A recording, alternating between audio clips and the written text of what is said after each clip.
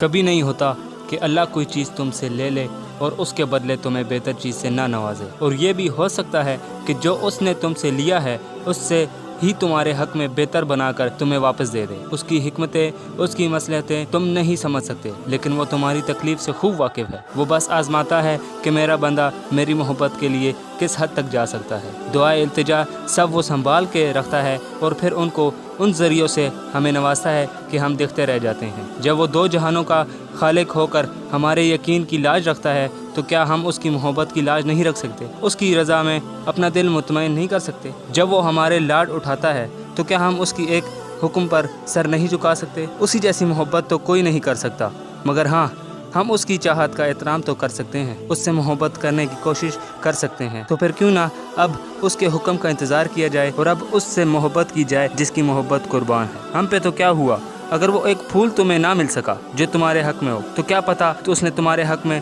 تمہارے نصیبوں میں سارا باغ تمہارے مقدر میں لکھا ہو۔ اور میرے رب کو دل خوب مطمئن کرنے آتا ہے۔ دعا مانگتے ہوئے قبول ہونے یا نہ ہونے کا شک دل میں نہیں رکھنا چاہیے۔ یہ دعا قبول ہوگی یا نہیں ہوگی، پتہ نہیں وہ چیز ملے گی یا نہیں ملے گی، پتہ نہیں یہ کام ممکن ہو سکے گا یا نہیں، یہ سارے خدشات تو تمہاری ذات کے ہیں۔ اللہ کی ذات تو اس سے کہیں زیادہ وسیع ہے۔ وہ تو معجزوں کا بادشاہ ہے، وہ جب چاہے حالات بدل سکتا ہے، وہ جب چاہے دل بدل سکتا ہے، وہ جب چاہے لا حاصل چیز سے نواز سکتا ہے، وہ جب چاہے نصیب بدل سکتا ہے۔ اللہ وہ سب کر سکتا ہے جو تم نہیں کر سکتے۔ تو جس کی ذات لامحدود ہے اس سے محدود دعائیں کیسی؟ اپنے اعمال دیکھ کر نہیں، اس کی شان دیکھ کر مانگو۔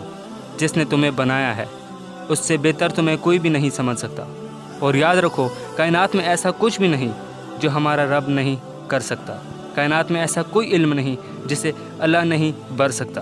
تو مانگتے رہیں اپنے رب سے اور اپنے اعمالوں کو درست کیجیے، کیونکہ اعمال درست ہوں گے تو آپ کا رب آپ سے راضی ہوگا۔